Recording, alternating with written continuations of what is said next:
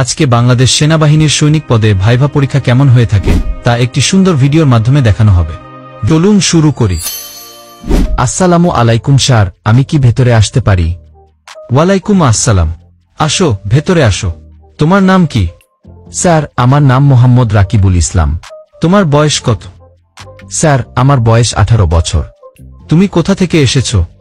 Sir, আমি কিশোরগঞ্জ জেলার ভৈরব উপজেলা থেকে এসেছি। তোমার শিক্ষাগত যোগ্যতা কি?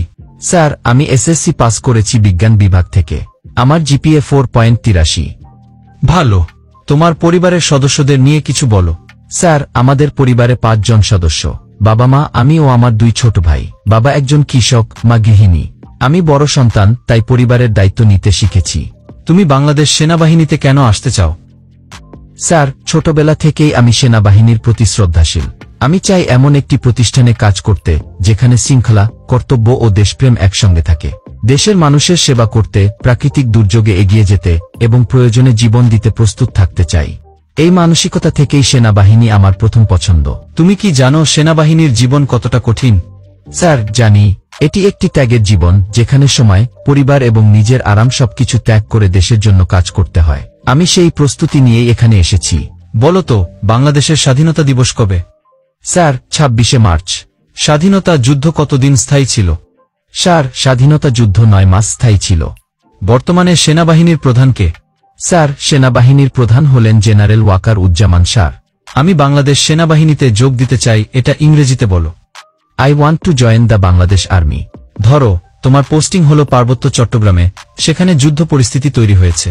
তুমি কি করবে? স্যার, আমি আমার দায়িত্ব পালনে কখনো পিছপা হব না। আমি দেশকে রক্ষা করার শপথ নিয়ে এখানে এসেছি। পরিস্থিতি যেমনই হোক, আমি শৃঙ্খলা ও আদেশ মান্য করে দায়িত্ব পালন করব। তোমার কোনো খেলা ভালো লাগে? স্যার, আমি ফুটবল খেলি এবং স্কুলে টিমের ক্যাপ্টেন ছিলাম। যদি চাকরি না পাও, তাহলে কি করবে? স্যার, মন খারাপ হবে না বললে মিথ্যা বলা হবে।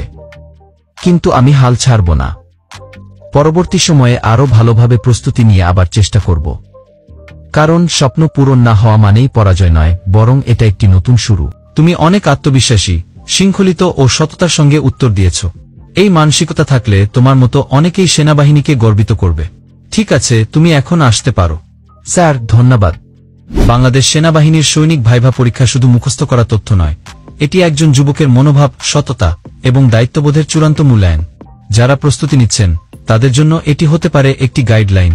মনে রাখবেন, সৈনিক হওয়া শুধু একটি চাকরি নয়, এটি একটি মিশন, একটি জীবন।